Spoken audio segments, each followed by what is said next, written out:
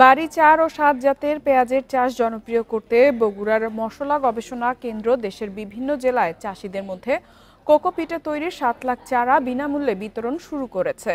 বৃহস্পতিবার সকালে জেলার শিবগঞ্জে মশলা গবেষণা কেন্দ্র বগুড়া ও জয়পুরহাটের চাষিদের মধ্যে ৩ লাখ চারা বিতরণ করে। কোকোপিটে উৎপাদিত এসব চারা পেঁয়াজের ফলন ও মান ভালো হয় বলছেন কর্মকর্তারা।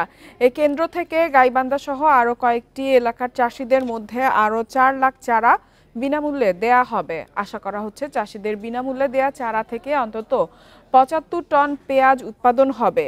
সরকার ও সহযোগিতার সহায়তায় মশলা গবেষণা কেন্দ্র গত কয়েক বছর ধরেই কোকোপিটে পেঁয়াজের চারা চাষ করছেন।